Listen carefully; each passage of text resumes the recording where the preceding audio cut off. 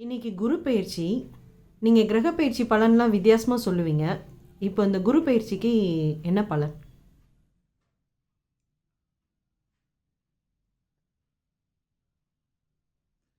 அதாவது ஒவ்வொரு கிரகங்களோட பயிற்சியுமே பலனாக ஜோதிடர்கள்லாம் பத்திரிகையிலும் டிவிலையும் யூடியூப்லேயும் போட்டுக்கிட்டு இருக்கிறாங்க. மற்றவங்களுக்கு எனக்கும் ஒரே ஒரு வித்தியாசம் இருக்குது. என்ன அப்படின்னா, மற்றவங்க வெறும் பாசிட்டிவாக மட்டுமே சொல்லுவாங்க. ஒரு பயிற்சினால் நன்மையும் இருக்கும், தீமையும் இருக்கும். எந்த வகையில் நன்மை, எந்த வகையில் தீமை இருக்கும் அப்படின்னா, கிரகங்களோட பார்வையை பொறுத்தும், ஸ்தானத்தை பொறுத்தும், ஆதிபத்தியத்தை பொறுத்தும், எண்ணிக்கையை பொறுத்தும் எல்லாம் பலன் சொல்கிறது பழக்கம். இதில் எண்ணிக்கை தான் பிரதானம். கிரகப்பெயர்ச்சி பலன் அப்படிங்கிறது எண்ணிக்கையின் அடிப்படையில் தான் பிரதானமாக கூற வேண்டும். ஆனால் எண்ணிக்கையின் அடிப்படையில் சாதகமாக இல்லைன்னா, இந்த ஆளுங்கட்சி எதிர்கட்சி எல்லாம் சேர்ந்து டிவியில் விவாதம் பண்ணிக்கிற மாதிரி தனக்கு தானே சாதகமாக பேசிக்கிறாங்க பாருங்கள். அந்த மாதிரி இந்த கிரக பயிற்சி சாதகமாக இல்லைன்னு வச்சுங்க. இப்போ விரைய குரு ஜென்ம குரு, அதாவது மேசராசிக்கு ஜென்மத்தில் குரு இருந்தது இவ்வளோ நாளாக, ஒரு வருஷமாக. இந்த ஒரு வருடமாக ஜென்மத்தில் குரு இருந்த காலத்தில் ஜென்மராமர் வனத்திலேன்னு மகான்கள் எல்லாம் உதாரணத்தோட ஜென்மத்தில் குரு வந்த காலத்தில் ராமரே காட்டுக்கு போனார்னு சொல்லி நம்மளை எச்சரிக்கை படுத்துகிறாங்க. ஆனால் நம்ம ஜோசியருங்கள்லாம் ரொம்ப பாசிட்டிவான ஜோசியர்ஸ். அதனால் என்ன பண்ணுவாங்க அப்படின்னா, அந்த ஜென்ம குருவை பற்றி சொல்லாமல் அவரோட பார்வை 5ஆம் இடத்துல விழும், 7ஆம் இடத்துல விழும், 9ஆம் இடத்துல விழும், குரு பார்வை கோடி நன்மைன்னு சொல்லி பாசிட்டிவாலாம் சொல்லி அந்த 3 பலனை மட்டும் சொல்லி முடிச்சிருவாங்க. இதை நம்பி நாமளும் சந்தோஷப்பட்டுப்போம். அப்புறம் அடுத்த வருஷம் சொல்லும்போது என்ன தெரியுமா சொல்லுவாங்க, இப்போ சொல்லும்போது நீங்கள் போன வருஷம் சொன்ன பலனை எடுத்து பாருங்கள். இப்போ சொல்லும்போது என்ன தெரியுமா சொல்லுவாங்க, கடந்த ஒரு வருடமாக நீங்கள் ஜென்ம சனியில் கஷ்டப்பட்டுக்கிட்டு இருந்தீங்க, இப்போ 2ஆம் இடத்துக்கு நல்லா வந்துடுவீங்கன்னு சொல்லுவாங்க. அதே வாய் தான் இது. ஜென்ம சனியில் ஆஹா ஓஹோன்னு இருப்பேன்னு போன வருஷம் சொன்னவங்க தான் இப்போ நீங்கள் ஜென்ம சனியில் கஷ்டப்பட்டு இருப்பீங்க அப்படின்னு பாஸ்ட் டென்ஸில் பேசுவாங்க. ஸோ அந்த மாதிரியான ஜோதிட முறை நமக்கு விருப்பம் இல்லை. உள்ளது உள்ளபடி சொல்லணும் அப்படிங்கிறது தான் நம்மளோட விருப்பம். நல்லதாக இருந்தாலும் கெட்டதாக இருந்தாலும் உள்ளது உள்ளபடி சொல்லணும். கெட்டதை சொல்கிறதுனால அதை நெகட்டிவ் அப்படின்னு எடுத்துக்கக்கூடாது. உதாரணத்துக்கு, காலையில் வண்டி எடுத்துக்கிட்டு கிளம்புறோம், ஒரு 2 வீலர் எடுத்து கிளம்புறோன்னும் போது வெளியே கிளம்பும்போது ஹெல்மெட் போடுறோம். ஹெல்மெட்டு போட்டுக்கோங்கன்னு மனைவியை நமக்கு ஞாபகப்படுத்துகிறாங்க. ஏங்க ஹெல்மெட் போட்டுட்டு போங்க அப்படின்னு வீட்டில் இருக்கிறவங்களும் வண்டியை கிளம்புறவங்களுக்கு சொல்கிறாங்க, ஹெல்மெட்டை போட்டுட்டு போங்கன்னு சொல்கிறாங்க. ஏன் சொல்கிறாங்க? ஒரு விபத்து ஏதாவது நடந்துட்டா அப்போ நம்ம தலை காப்பாற்றப்படலாம் அப்படிங்கிறதுக்காக அரசாங்கம் சொல்லுது இல்லையா, ஹெல்மெட் போடணுன்னு கட்டாயப்படுத்தும். அப்போது ஹெல்மெட் போடுறதுனாலே விபத்து நடந்துருமான்னா, அது மீனிங்காக நான் நெகட்டிவாக எடுத்துக்கலாமா, எச்சரிக்கையாக எடுத்துக்கலாமா? விபத்து நடந்தால் மட்டும்தான் ஹெல்மெட்டு நம்மளை காப்பாற்ற போகுது. நடக்கிற வரைக்கும் அந்த ஹெல்மெட்டு நமக்கு உபத்திரவமாக தான் இருக்கும். நடக்கிற வரைக்கும், விபத்து நடக்கும் வரை அந்த ஹெல்மெட்டு நமக்கு உபத்திரவம் தான். ஆனால் நடந்தால் மட்டும்தான் அது நமக்கு பாதுகாப்பு கொடுக்கும். சீட்டு பெல்ட், காருக்கான சீட்டு பெல்ட் அசௌகரியமாக தான் இருக்கும். வாகனத்தில் ஓட்டும் போது, உள்ளே உட்காந்து போகும்போது சீட்டு பெல்ட் போட்டு போனால். ஆனால் ஒரு விபத்துன்னு ஒன்று நடக்கும்போது அது நம்மளை பாதுகாக்க வாய்ப்பு அதிகம். எல்ஐசி போடுவோம், இன்சூரன்ஸ் போடுறோம்.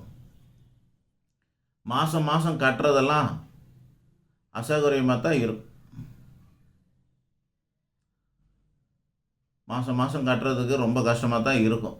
ஆனால் ஒரு அசம்பாவிதம் நடந்ததுன்னா, நோய் அல்லது விபத்து, மரணம் ஏதாவது நடந்தால் அப்போ கிளைம் பண்ணும்போது ஒரு பெரிய தொகை வரும். அப்போ கொஞ்சம் நல்லாயிருக்கும். இது எல்லாருக்கும் நடக்குதானா? நடக்காது. யாரோ ஒருத்தருக்கு தான் நடக்க போகுது. ஆனால் மற்றவங்களுக்கெல்லாம் அது எச்சரிக்கையாகவே இருக்கும். ஹெல்மெட்டு, சீட் பெல்ட்டு, இன்சூரன்ஸு, அப்புறம் இந்த சேஃப்டி எக்யூப்மெண்ட்ஸ். சினிமா தேட்டர்லாம் ஸ்க்ரீனுக்கு அடியில் அந்த காலத்தில் என்ன போட்டு வச்சுருப்பாங்கன்னா, பக்கெட்டில் மண்ணெல்லாம் கொட்டி வச்சுருப்பானுங்க. ஒரு வேளை பற்றிக்கிச்சுன்னா அதெல்லாம் எடுத்து வைக்கணும்னு, கொட்டணும்னு. சினிமா தேட்டரில் அந்த காலம். இந்த காலத்தில் அங்கங்கே சைடில் சிலிண்டர் வச்சுருப்பானுங்க, கேஸ் சிலிண்டர். ஸோ இதெல்லாம் ஒரு அவசரத்துக்காக பண்ணுறது. நெகட்டிவாக எடுத்துக்கக்கூடாது, இதை எச்சரிக்கையாக எடுத்துக்கணும். இப்போ நம்ம இந்த பேஸில் தான் நம்ம பலன்னு சொல்ல போகிறோம். முதல்ல சுருக்கமாக முன்னுரையாக இப்பயே சொல்லிடும். ஒவ்வொரு கிரகத்துக்கும் தனித்தனியாக பலன் சொல்கிறதுன்னு ஒன்று இருக்குது. அதை நீங்கள் புரிஞ்சிக்காம நல்லா இருக்கும் நல்லா இருக்கும் நல்லா இருக்கும்னு சொல்லிடுவாங்க. இப்போ உதாரணத்துக்கு ஒரே ஒரு கிரகம் குரு பகவான் மட்டும் நல்லா இருக்காருன்னு வச்சுக்கோங்க. சனி ராகு கேது நல்லா இல்லைன்னா இந்த குரு பலனை மட்டும் அவர் பலனாக சொல்லிட்டாருன்னா அது முழுசாக நடக்குமானா நடக்காது. சனி ராகு கேதுவெல்லாம் பாதிக்கும். இதோட வேகத்தை இதோட நன்மையை அதெல்லாம் கெடுக்கும். அப்போ அதெல்லாம் அனுசரிச்சுக்கணுமா இல்லையா? 4 வீலரில் போகிற மாதிரிங்க, 4 வீலுமே நல்லா காற்றடிச்சு நல்லபடியாக இருந்தால் மட்டும்தான் அது ஸ்மூத்தாக ஓடும். ஒரு வீல் சரியில்லைனாலும் பஞ்சர் ஆனாலும் நம்மளோட பயணம் சிரமமாக தான் இருக்கும். அதுபோல் நவகிரகங்களில் 3 வகையான கிரகம் இருக்குது, பெயர்ச்சி இருக்குது. ஒன்று தினமும் பெயர்வது, அதாவது ஒவ்வொரு நட்சத்திரத்துக்கும் தினமும் அன்றாட இடம் மாறுது சந்திர பகவான். 2.25 நாளுக்கு ஒரு ராசி. அது பேர் அது தினப்பெயர்ச்சின்னு பேர். 2.25 நாளைக்கு ஒரு வாட்டி இடம் மாறிடுவார், ஒரு ராசியை மாறிடுவார் சந்திரன் மட்டும். சுமார் ஒவ்வொரு மாதத்துக்கும் இடம் மாறக்கூடிய கிரகங்கள் 4. சூரியன் ஒவ்வொரு மாதமும் 14-15 தேதியில் மாறுவார். இங்கிலீஷ் தேதி 14-15 இருக்கும்போது தமிழ் தேதி 1ன்னு வரும்.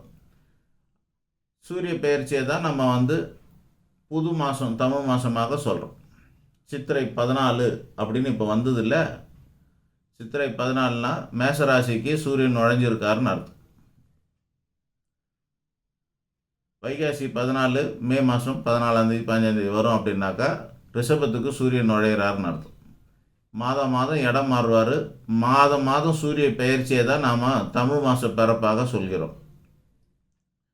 இது சூரியன், செவ்வாய், குரு, அப்புறமா புதன், சுக்கிரன் ஆக இந்த 4 கிரகங்கள் மாத கிரகங்கள்னு பேர். மாதம் மாதம் பயிற்சி ஆகக்கூடிய கிரகங்கள். அதிகபட்சம் 45 நாள் கூட ஒரு ஆவரேஜாக இருப்பார். எப்போ சில டைம்லலாம் செவ்வாய் 6 மாதம்லாம் ஒன்றும் ஒரே இடத்துல இருந்ததெல்லாம் கூட உண்டு. சரி, இது மாத கிரகங்கள். தினகிரகம் சந்திரன், மாத கிரகங்கள் 4. வருட கிரகம் என்பது குரு பகவான், ராகு, கேது, சனி பகவான். ஆக இந்த 4 கிரகங்கள் வருட கிரகமாகும். ஏன் அப்படின்னா அப்ராக்சிமேட்லி சுமார் 1 வருடத்துக்கு ஒரு முறை இடம் மாறும் செய்வோம் குரு பகவான், ராசி மாறும். சுமார் 1.5 வருடத்துக்கு ஒரு முறை ராகுவும் கேதுவும் ஒரே நேரத்தில் ராசியை மாறும். சுமார் 2.5 வருடத்துக்கு ஒரு முறை மந்தனான சனி பகவான் இடத்தை ராசியை மாற்றிக்கிறார். இந்த ராசியிலேருந்து அடுத்த ராசிக்கு போகிறார். ஆக வருட கணக்கில் இருந்து போகிறதுனால இது வருட கிரகங்கள். மாத கணக்கில் இருந்து போகிறதுனால அதெல்லாம் 4 கிரகம் மாத கிரகங்கள். 2.25 நாளைக்கு ஒரு வாட்டி இருந்து நாள் கணக்கில் இருந்து போகிறதுனால சந்திரன் மட்டும் இது.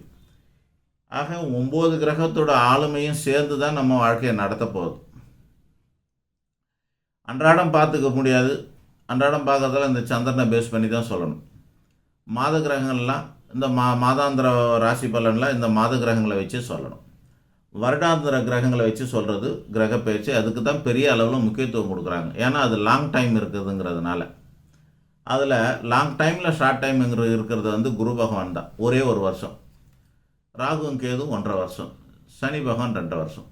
இப்போ இந்த 4 கிரகங்களை தான் நம்ம 4 வீலாக பாவிக்கிறோம். எது முக்கியம் 4ன்னா 4மே முக்கியமாக தான் இருக்குது நமக்கு.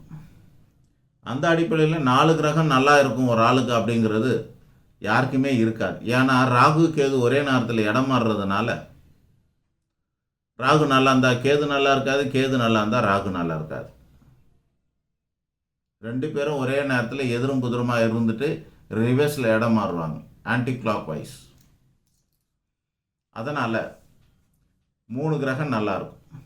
ஸோ இந்த 3 கிரகங்கிறது என்னென்னா, ஒரு கிரகத்துக்கு 25% போட்டாக்கா 3 கிரகத்துக்கு 75%, 4 கிரகத்துக்கு 100%. ஒரு மனுஷனுக்கு 100% நல்ல பலன் அப்படிங்கிறது நடக்காது இந்த வருட கிரகங்களாலன்னு நீங்கள் புரிஞ்சுக்கலாம். இப்போ எனக்கு இந்த நாள் எப்படி இருக்குன்னு நான் தெரிஞ்சுக்கணுன்னாக்கா 9 கிரகத்துக்கும் நான் பலன் போடுவேன்.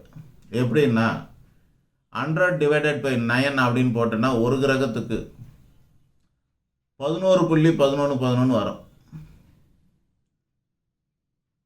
அப்போ தான் 9 11 99 ஆகிடும். ப்ளஸ் 0.11 சேர்த்தாக்கா அது 1. ஆக 11% ஒரு கிரகத்துக்கு. இன்றைக்கி தேதிக்கு நாள் எப்படி இருக்குன்னு பார்க்கணுன்னா, நாங்கள் இன்றைய கால சூழலை எடுத்து வச்சுக்கிட்டு பஞ்சாங்கத்தை எடுத்து பார்த்துட்டு அதில் எத்தனை கிரகம் இன்றைக்கி சாதகமாக இருக்குதுன்னு பார்த்தாக்கா அதில் 4 கிரகத்துக்கு மேலே இருந்ததுன்னா 44%க்கு மேலே இருக்குது. 5 கிரகம் இருந்ததுன்னா 55% இருக்குது. ஒரு 7 கிரகம் இருந்ததுன்னா 77% இருக்குதுன்னு சந்தோஷப்பட்டுக்கலாம். இது நாளுக்கு பார்க்குறது. ஸோ இப்போ நம்ம வந்து வருட கிரகங்களுக்கு மட்டும் பார்க்குற காரணத்தினால இந்த முக்கிய கிரகமான வருட கிரகமான 4 கிரகத்துக்கும் இந்த 100% பிரித்தா ஒரு கிரகத்துக்கு 25%. அப்படி பார்க்கும்போது 3 கிரகத்துக்கு மட்டும்தான் நல்லா வரும்னா மேக்சிமம் ஒரு ஆளுக்கு 75% தான் நல்லா வரும். அப்படி இருந்ததுன்னா யார் ஒரு ஆளுக்கு 75% நல்லா இருக்கும் அவங்களாம் அமோகமாக இருப்பாங்கன்னு அர்த்தம். இப்போ அந்த அடிப்படையில் நம்ம பலனை சொல்ல போகிறோம். 4 வகையறா 75%, 50%, அதாவது 3 கிரகம் நல்லா இருந்தால் 75%, 2 கிரகம் நல்லா இருந்தால் 50%, ஒரே ஒரு கிரகம் நல்லா இருந்தால் 25%, ஒரு கிரகம் கூட நல்லா இல்லாமல் 4 கிரகமும் சரியில்லைன்னா அது பேர் 0. ஆக 0, 25, 50, 75 இப்படி தான் நம்ம பர்சன்டேஜ் போட்டு சொல்ல போகிறோம். அந்த வகையில் மேஷ ராசிக்கு 2ஆம் இடத்துல குரு பகவான் வருவது நல்லது. இந்த குரு பகவானை பொறுத்த வரைக்கும் எல்லா கிரகத்துக்கும் இருப்பும் பார்வையும் இருக்குது. சுப கிரகங்களுக்கு பார்வைகளில் நன்மை செய்யும். அந்த வகையில் குரு பகவானுடைய பார்வை ரொம்ப ரொம்ப நல்லது செய்யும். ஆக இருப்பு நல்லா இருந்ததா, இருப்புனால ஒரு அமைப்பும் பார்வையினால் ஒரு அமைப்பும் 2 விதத்தில் நன்மை செய்யும். அந்த வகையில் 2ஆம் இடத்துல இருக்கார் குரு பகவானா தனம், கல்வி, குடும்பம், வாக்கு, கண் பார்வை போன்ற இடத்துல இருக்கிறார்னு அர்த்தம். அதனால் அவங்களோட தனஸ்தானம், குடும்பஸ்தானம்லாம் உயரும்னு அர்த்தம். இது வயசுக்கு ஏற்ற மாதிரி முடிவு பண்ணிக்கணும். படிக்கிற வயசாக இருந்தால் கல்வி ஓங்கும். குடும்பம் நடத்துகிற வயசாக இருந்ததுன்னா குடும்பம் அமையலாம். குடும்பம் நடத்திக்கிட்டு இருக்கிற வயசாக இருந்ததுன்னா குடும்பம் வந்து ஸ்மூத்தாக ஓடும். பணப்புழக்கம், வியாபாரிகளுக்கும் தனி மனிதனுக்கும் குடும்பத்தில் பணப்புழக்கம் ஏற்படும். வார்த்தைக்கு பலன் நல்லா கிடைக்கும். வாக்கு பலிதமாகும். வாக்கை நம்புவாங்க. நம்ம பேசுகிற பேச்சு பலன் தரும். இப்படி எல்லாத்துக்கும் இந்த மாதிரி இப்போ நான் பலன் சொல்ல போகிறேன்னா கிடையாது. நல்லதா கெட்டதா இவ்வளோ தான் நான் சொல்ல போகிறேன். அந்த வகையில் பரிபூர்ணமாக நன்மை தரக்கூடிய வகையில் இருக்கக்கூடியது, அதாவது குரு 2ல், சனி 11ல், ராகு 12ல், கேது 6ல். ராகு 12ல் இருக்கிறது மட்டும் நல்லதில்லை. ஆக 3 கிரகம் நல்லா இருக்குது. அப்படிங்கிறதுனால மேக்சிமம் பலன் கொடுத்துருச்சு. 75% தான் மேக்சிமம் சொன்னேன். ஸோ அந்த பலனை கொடுத்த காரணத்தினால தனம், லாபம், வெற்றி, நிவர்த்தி இவைகளெல்லாம் செய்ய போது இந்த வருஷம் மேச ராசிக்குன்னு அர்த்தம். இந்த ஒரே ஒரு ராசிக்கு அமோகமான பலன். அடுத்ததாக ஒரு 50% பலன். 4 கிரகத்தில் 2 கிரகம் நல்லா இருக்குது அப்படின்றது. இப்போ பாருங்கள், உங்களுக்கு புரியுறது எப்படின்னா, 1 சிறப்பாக இருக்கும். அது மேசராசிக்கு மட்டும் இந்த வருஷம் நல்லாயிருக்கும். இந்த வருஷம்னா என்ன மீனிங்க, 2024 மே மாதம் 1ஆம் தேதி முதல் கொண்டு 2025 மே மாதம் 15ஆம் தேதி வரை இந்த பலன் சுமார் 1 வருட காலம் 15 நாள் 380 நாள் குரு மேசத்தில் இருக்கிறாரு, பார்த்துக்குங்க. ஆக இந்த மேசத்துக்கு மட்டும் அமோகமான பலன்கள் நிச்சயம் உண்டுங்கிறது உறுதிப்பட சொல்லலாம். சூழ்நிலைக்கு ஏற்ற மாதிரி நன்மைகள் கூடிக்கிட்டே இருக்கும், ஜாதகத்துக்கு ஏற்ற மாதிரி நன்மைகள் இருக்கும். அடுத்ததா சிறப்புன்னு சொல்லிட்டு மேசத்துக்கு அடுத்தது நல்லா இருக்கு அப்படின்னு சொல்றதுக்கு ஒரு 4 ராசி இருக்கு. கடக ராசி, கன்னி ராசி, விருச்சிக ராசி, மகர ராசி. இந்த 4 ராசிக்கு திரும்பவும் சொல்கிறேன், கடகம், கன்னி, விருச்சிகம், மகரம், இந்த 4 ராசிக்கு குரு பெயர்ச்சி இருக்கும், சாதகமாக இருக்கும். அந்த வகையில் 2 கிரகங்கள் நல்லா இருக்குது, 2 கிரகம் நல்லா இருக்காது. 2 கிரகம் நல்லா இருக்குது, 2 கிரகம் நல்லா இருக்கு. அதனால் இதுக்கு 50%ன்னு பேர்.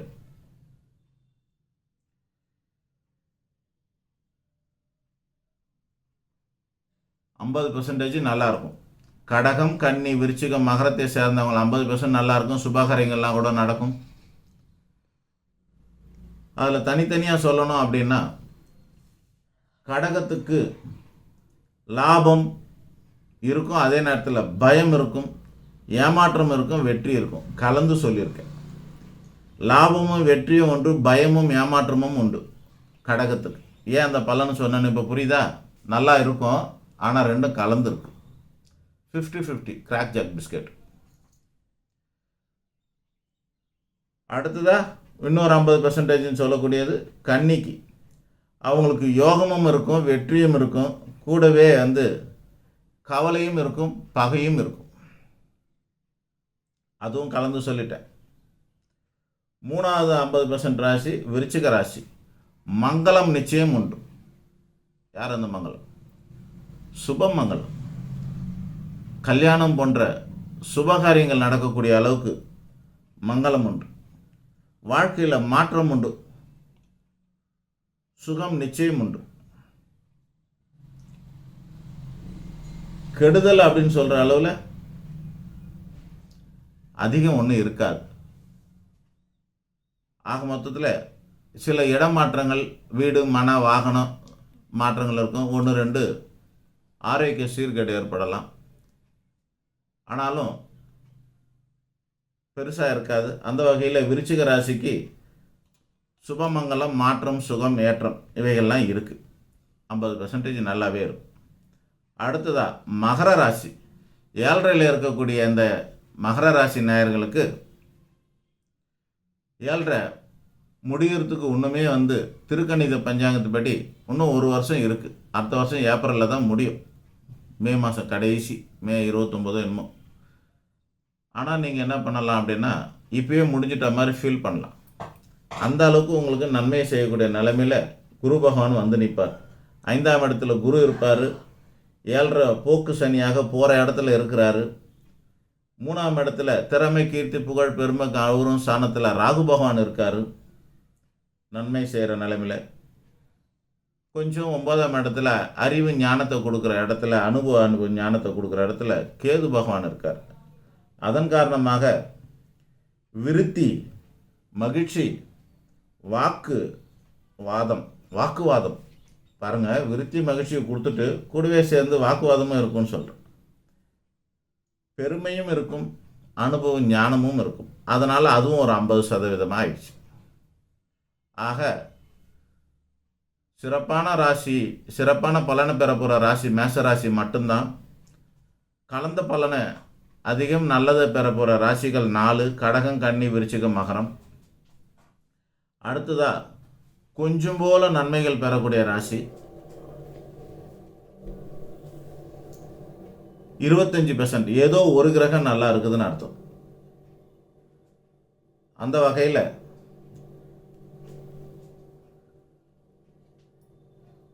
ரிஷப ராசிக்கு 25% தான் நன்மை. என்ன நன்மை அது அப்படின்னா, 11ஆம் இடத்துல ராகு பகவான் இருக்கார், அதுதான் நன்மை. மீதி நன்மை இல்லை. துலா ராசிக்கு 6ஆம் இடத்துல ராகு பகவான் இருக்கார், அது ஒன்று தான் நன்மை. தனுசு ராசிக்கு 3ஆம் இடத்துல சனி இருக்கார், அது மட்டும்தான் நன்மை. ஆக 3 ராசிக்கு மட்டும் வெகு சொற்ப பலன் தான் கிடைக்கும்.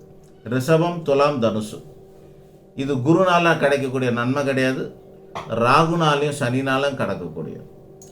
ரிஷபத்துக்கு ராகு பகவான் காப்பாற்றுவார், துலாமுக்கு கேது பகவான் அதே ராகு காப்பாற்றுவார்.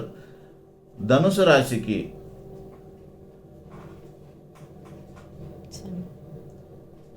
சனி பகவான் காப்பாற்றுவார்,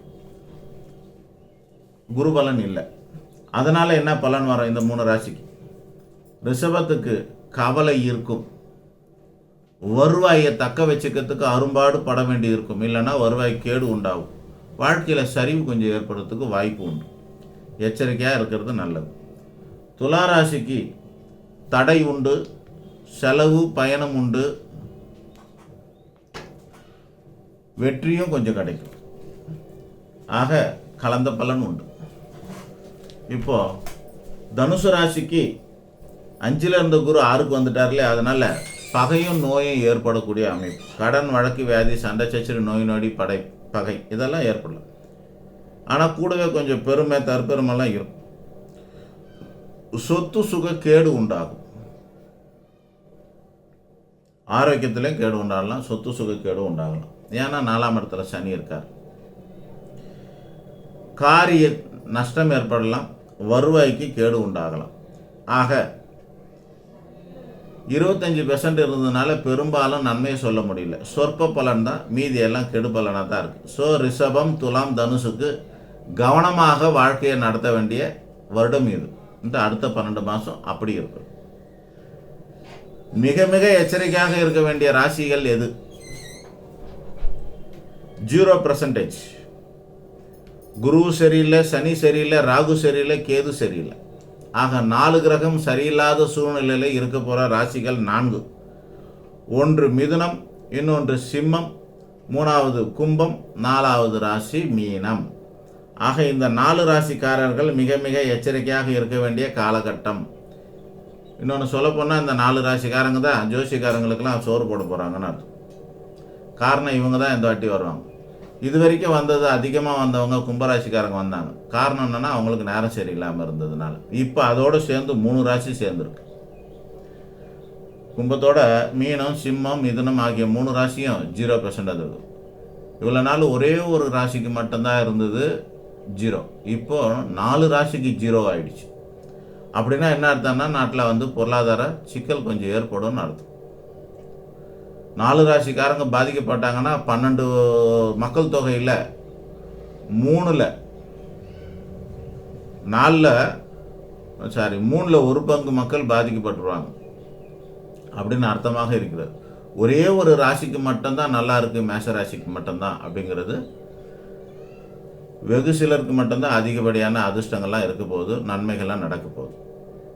இதுதான் பொதுவான பலாபலன். இந்த 4 ராசிக்கு எப்படி இருக்குன்றதும் சொல்லிடுறேன். மிதுன ராசிக்கு 100% சரியில்லாமல் இருக்கிற காரணத்தினால நஷ்டம், வருவாய் கேடு, சொத்து சுக கேடு, ஆரோக்கிய கேடு. சிம்ம ராசிக்கு பதவிக்கு ஆபத்து வரும், கண்டம் உண்டாகும், வயசுக்கு ஏற்ற மாதிரி வச்சுக்கங்களேன், வாக்குவாதம் உண்டாகும்.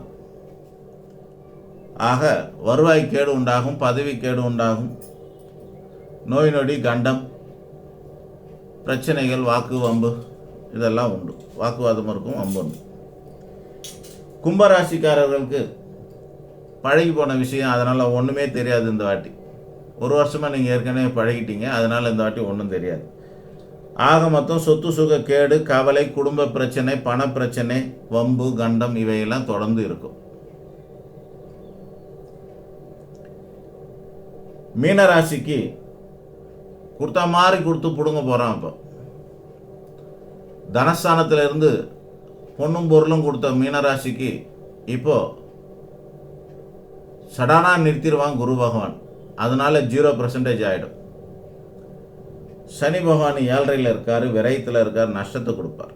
ஸோ அந்த வகையில் கெட்டப்பேர் ஏற்பட வாய்ப்பு உண்டு, பயண நஷ்டம் உண்டு, ஏற்கனவே பயண நஷ்டத்தில் தான் இருக்கிறீங்க, ஆனால் அது சுகப்பயணமாக இருந்திருக்கும். இப்போ சுகம் இல்லாமல் வெறும் பயண நஷ்டம் மட்டும்தான் இருக்கும். பேராசையை உண்டு பண்ணி மாயையில் சிக்க போகிறீங்க. பேராசைனா என்னென்னா, ராசியிலே ராகு பகவான் இருக்கா, மாய கிரகமான ராகு பகவான் ராசியில் இருந்தாக்கா ஒரு சிலருக்கு கெட்ட பழக்கத்துக்கு உட்படுறதுக்கான சந்தர்ப்பங்கள் கூடி வரும். குடிக்காத இருந்தவங்க கூட குடிக்கிறதுக்கு வாய்ப்பு உண்டாயிடும். ஜாக்கிரதையாக இருக்கணும். கூடா நட்பு கேடாய் முடியும். நல்லவரோடு சேருங்க, குடிக்காரனோடு சேராதீங்க. அப்புறம் ரம்மி போன்ற சூதாட்டத்திலெல்லாம் மாயையில் சிக்க வேண்டிய சூழ்நிலை ஏற்பட்டு ஷேர் மார்க்கெட்டு, ட்ரேடிங்கு என்னென்னமோ சொல்கிறாங்கள, அந்த மாதிரி வகையிலெல்லாம் கூட பணத்தை போட்டு ஏமாறக்கூடிய அமைப்பு. இன்வெஸ்ட்மெண்ட்டில் பேராசையில் அதிக வட்டிக்கெல்லாம் ஆசைப்பட்டு கொடுத்து மாட்டக்கூடிய சிக்கல்.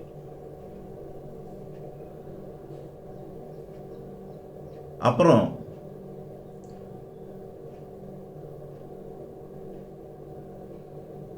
கோர்ட்டு கேஸு, வம்பு வழக்கு உண்டு. காரணம் என்னென்னா, வம்பு வழக்குக்குரிய கேது பகவான் 7ஆம் இடத்துலேருந்து உங்கள் ராசியை பார்க்குறாரு. அதனால் கூட இருக்கிற நண்பர்களால் வம்பு வழக்கு, கூட்டாளிகளால் நண்பு வழக்கு, பார்ட்னர்ஸ், லைஃப் பார்ட்னர்ஸ் கூட ஏதாவது குடும்பத்தில் பிரச்சனையில் இருக்கிறாங்கன்னா அவங்க சம்மந்தப்பட்ட கோர்ட்டு கேஸ் எல்லாம் இப்போ வீரியம் எடுக்கும். உங்களுக்கு சாதகமற்ற சூழ்நிலை போகும். விவாகரத்து வேணான்னு சொல்லிட்டு காத்துன்னு இருக்கிற தம்பதியராக இருந்தால் இப்போது கொடுக்க வேண்டிய சூழ்நிலைக்கு தள்ளி போடுங்க ஒரு வருஷத்துக்கு. ஆக மிதுனம், சிம்மம், குடும்பம், மீனம் போன்ற மிதுனம், சிம்மம், கும்பம், மீனம் இந்த 4 ராசிக்கு 0% எச்சரிக்கையோடு இருக்க வேண்டியது. நெகட்டிவ்ஸாக எடுத்துக்காதீங்க, எச்சரிக்கையாக எடுத்துக்குங்க.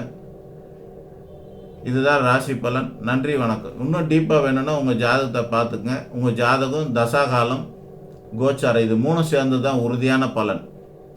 இப்போ நாம் சொன்னது இறுதி பலனை கடைசியாக இருக்கிற கொஞ்சம் பார்ட்டு தான். ஒரு படத்தோட கிளைமாக்ஸ் மட்டும்தான் இப்போ நம்ம சொல்லியிருக்கிறோம்.